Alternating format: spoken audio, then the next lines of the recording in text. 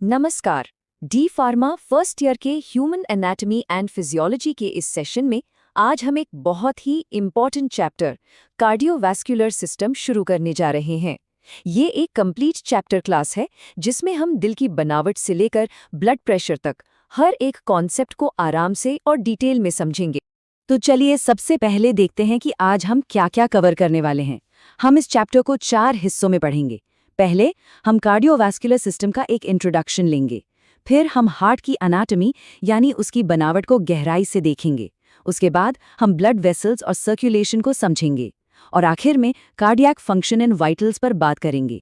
ठीक है, तो शुरुआत करते हैं अपने पहले सेक्शन से, कार्डियोवैस्कुलर सिस्टम एंड इंट्रोडक्शन।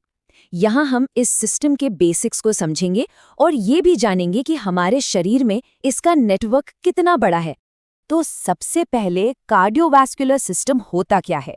जैसा आप स्लाइड पर देख सकते हैं, cardiovascular system consists of blood, heart, blood vessels. इसका मतलब है कि ये सिस्टम 3 चीजों से मिलकर बना है: ब्लड यानी खून, हार्ट यानी दिल और ब्लड वेसल्स यानी खून की नालियां। अब इसके काम करने के स्केल को देखिए। The heart beats around 100,000 times a day, यानी हमारा दिल एक दिन में लगभग 1,00,000 बार धड़कता है। Around 35 million times a year, साल भर में ये आंकड़ा 3.5 करोड़ तक पहुंच जाता है। And about 2.5 billion times in a life time, और एक पूरी जिंदगी में हमारा दिल लगभग 2.5 बिलियन बार धड़कता है। इन नंबर्स से आप इसकी इंपॉर्टेंस का अंदाजा लगा सकते हैं। चलिए अब हम आगे बढ़ते हैं अपने दूसरे सेक्शन की तरफ, एनाटॉमी ऑफ द हार्ट। यहाँ हम इस सिस्टम के सेंट्रल इंजन यानी हमारे दिल की बनावट को बिल्कुल डिटेल में समझेंगे। तो सबसे पहले दिल की location in mediastinum with about 2/3 of the heart the left of the mid line. इसका मतलब है कि दिल हमारी चेस्ट कैविटी के बीच में मीडियास्टिनम नाम की जगह पर होता है और इसका लगभग 2/3 हिस्सा थोड़ा सा लेफ्ट साइड की तरफ झुका होता है। अब इसकी ओरिएंटेशन देखते हैं। Orientation base superior, apex inferior. Diagram में देखिए, दिल का जो ऊपर का चौड़ा हिस्सा है उसे बेस कहते हैं और जो नीचे का नुकीला हिस्सा है उसे एपेक्स कहते हैं। अब आते हैं साइज एंड स्टैट्स पर। Size about the size of a closed fist. दिल का साइज लगभग एक बंद मुट्ठी के बराबर होता है। Dimensions 12 centimetres long, 9 centimetres wide, 6 centimetres thick, यानी ये 12 सेंटीमीटर लंबा, 9 सेंटीमीटर चौड़ा और 6 सेंटीमीटर मोटा होता है। Weight around 250 grams in females and 300 grams in males. वजन की बात करें तो महिलाओं में ये लगभग 250 ग्राम और पुरुषों में 300 ग्राम का होता है। अब हम दिल की बाहरी बनावट यानी एक्सटर्नल स्ट्रक्चर को देखते हैं। सबसे पहले हैं chambers, atria right and left, ventricles right and left. दिल के 4 चेम्बर्स होते हैं। ऊपर वाले 2 हैं एट्रिया, एक राइट एट्रियम और एक लेफ्ट एट्रियम, और नीचे वाले 2 बड़े मस्कुलर चेम्बर्स हैं वेंट्रिकल्स, एक राइट और एक लेफ्ट वेंट्रिकल। स्लाइड में आप ऑरिकल्स भी देख सकते हैं जो एट्रिया के ऊपर छोटे पाउचेस की तरह हैं। ये एट्रिया की ब्लड होल्ड करने की कैपेसिटी बढ़ाते हैं। अब आते हैं सरफेस मार्किंग्स पर। Surface markings coronary sulcus, interventricular sulcus. दिल की सतह पर आपको कुछ ग्रूव्स या नालियां दिखेंगी, इन्हें सल्सी कहते हैं। कोरोनरी सल्कस एट्रिया और वेंट्रिकल्स को अलग करती है, जबकि इंटरवेंट्रिकुलर सल्सी दोनों वेंट्रिकल्स के बीच की सीमा बनाती है। ये फ्लोचार्ट एग्जाम के पॉइंट ऑफ व्यू से बहुत जरूरी है, इससे हम ब्लड के फ्लो को समझेंगे। चलिए इसको 2 हिस्सों में देखते हैं। पहले फोकस करते हैं राइट साइड पर, जहां डीऑक्सीजनेटेड ब्लड होता है, यानी वो खून जिसमें ऑक्सीजन कम है। पूरे शरीर से डीऑक्सीजनेटेड ब्लड सुपीरियर और इंफीरियर वीना कवा के जरिए राइट एट्रियम में आता है। वहां से ये ट्रिकस्पिड वाल्व से होते हुए राइट वेंट्रिकल में जाता है। फिर राइट वेंट्रिकल इस खून को पल्मोनरी वाल्व के थ्रू लंग्स में पंप कर देता है ताकि इसमें ऑक्सीजन मिल सके। अब आते हैं लेफ्ट साइड पर, जहां ऑक्सीजनेटेड ब्लड होता है, यानी ऑक्सीजन से भरपूर खून। लंग्स से साफ होकर खून पल्मोनरी वेन्स के जरिए लेफ्ट एट्रियम में आता है। वहां से मिट्रल वाल्व को क्रॉस करके लेफ्ट वेंट्रिकल में जाता है और आखिर में लेफ्ट वेंट्रिकल पूरी ताकत से साफ खून को एओर्टिक वाल्व के थ्रू एओर्टा में पंप करता है, जहां से ये पूरे शरीर में सप्लाई हो जाता है। तो चलिए इन चारों चेम्बर्स को एक एक करके समझते हैं। Right atrium receives deoxygenated blood from the body, यानी राइट एट्रियम का काम है पूरे शरीर से गंदे खून को कलेक्ट करना। Right ventricle pumps deoxygenated blood to the lungs. फिर राइट वेंट्रिकल उसी गंदे खून को साफ होने के लिए लंग्स में भेजता है। Left atrium receives oxygenated blood from the lungs. इसके बाद लेफ्ट एट्रियम लंग से साफ ऑक्सीजन रिच ब्लड को रिसीव करता है। Left ventricle pumps oxygenated blood to the rest of the body.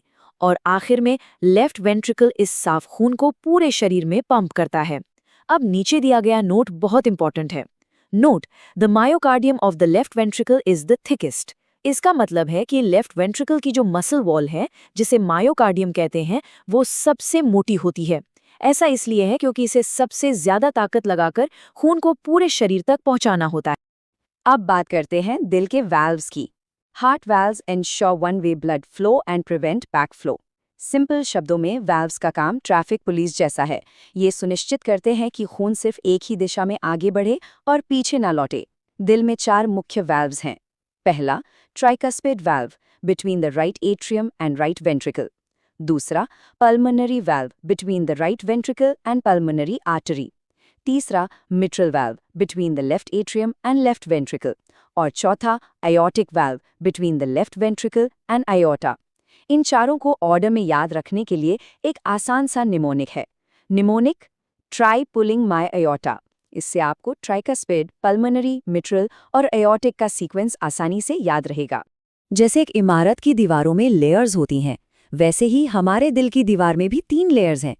Endocardium, inner layer, ये सबसे अंदर वाली एकदम चिकनी लेयर है जो चेम्बर्स को लाइन करती है ताकि खून आसानी से बह सके।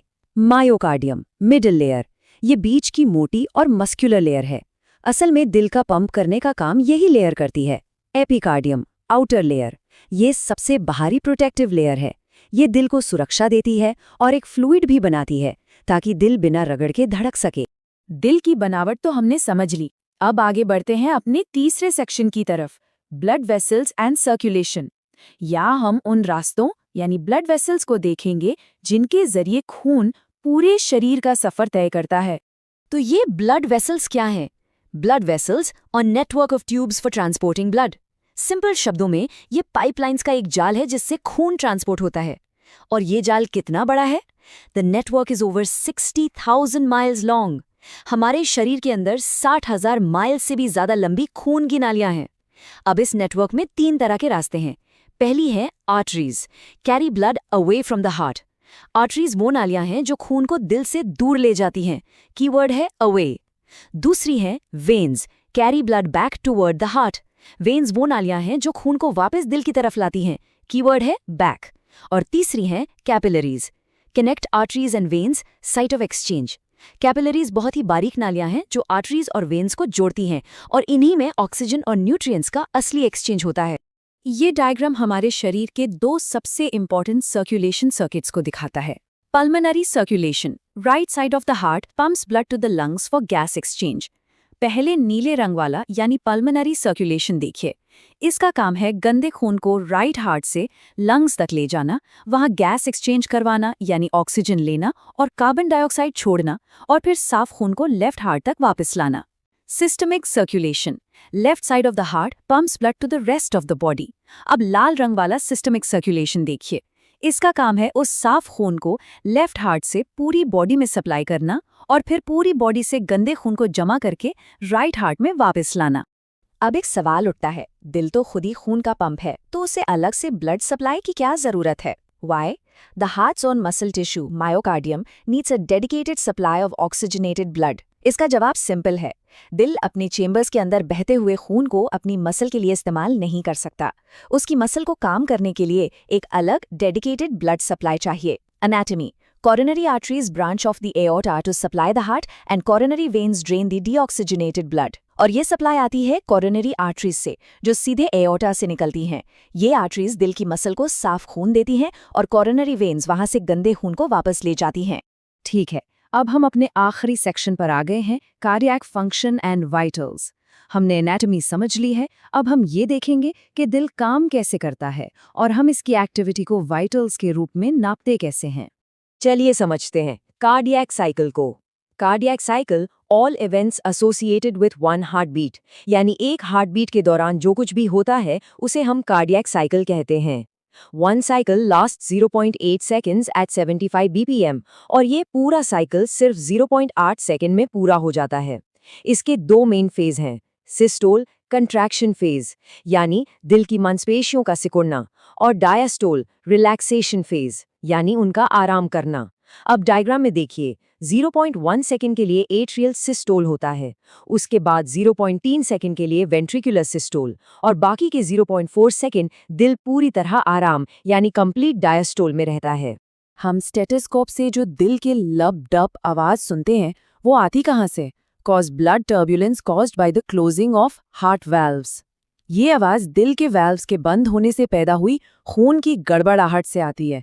पहली आवाज है S1 या lub. S1 lub, louder and longer sound caused by the closure of the tricuspid and mitral valves. ये आवाज ट्राइकास्पिड और माइट्रल वाल्व्स के बंद होने से आती है और ये थोड़ी जोरदार और लंबी होती है। दूसरी आवाज है S2 या डप। S2 डप, shorter and sharper sound caused by the closure of the aortic and pulmonary valves। ये aortic और pulmonary valves के बंद होने से आती है और पहली वाली से हल्की और तेज होती है। अब आते हैं ECG पर। Basics of ECG, electrocardiogram, A recording of the electrical signals produced by the heart. हमारा दिल एक इलेक्ट्रिकल करंट से चलता है और ECG उसी करंट को एक ग्राफ पर रिकॉर्ड करता है। चलिए इस ग्राफ को समझते हैं। P wave represents atrial depolarization contraction। ये जो छोटी सी P वेव है ये एट्रिया के एक्टिवेट होने को दिखाती है। QRS complex represents ventricular depolarization contraction। इसके बाद जो बड़ा सा QRS कॉम्प्लेक्स है ये वेंट्रिकल्स के एक्टिवेट होने को दिखाता है। T wave represents ventricular repolarization relaxation। और आखिर में T वेव वेंट्रिकल्स के आराम करने यानी रीसेट होने को दिखाती है। हमारा आखिरी टॉपिक है blood pressure. Blood pressure BP, the pressure exerted by blood on the walls of blood vessels. इसका मतलब है कि खून जब नालियों में बहता है तो उनकी दीवारों पर जो प्रेशर डालता है उसे ही ब्लड प्रेशर कहते हैं। इसके दो कंपोनेंट्स होते हैं। पहला सिस्टोलिक प्रेशर या upper number, the highest pressure during ventricular contraction. जब दिल जोर से सिकुड़ता है या कॉन्ट्रैक्ट करता है उस वक्त प्रेशर सबसे ज्यादा होता है, ये ऊपर वाला नंबर है। दूसरा डायस्टोलिक प्रेशर या lower number, the lowest pressure during ventricular relaxation. और जब दिल आराम करता है उस वक्त प्रेशर सबसे कम होता है, ये नीचे वाला नंबर है। तो आज हमने दिल की बनावट से लेकर खून के सफ़र तक और उसके इलेक्ट्रिकल फंक्शन से लेकर ब्लड प्रेशर तक इस पूरे सिस्टम को डिटेल में समझा। ये सब जानने के बाद आखिर में एक सवाल पर सोचते हैं, ये कैसे मुमकिन है कि सिर्फ 0.8 सेकंड के एक छोटे से साइकिल में इलेक्ट्रिकल सिग्नल्स, मसल कंट्रैक्शंस और वाल्व मूवमेंट्स का इतना परफेक्ट कोऑर्डिनेशन होता है जो बिना रुके हमारी पूरी जिंदगी चलाता है। इस सवाल में ही इस सिस्टम की अद्भुत कॉम्प्लेक्सिटी छुपी है। इस पर जरूर विचार कीजिएगा। धन्यवाद।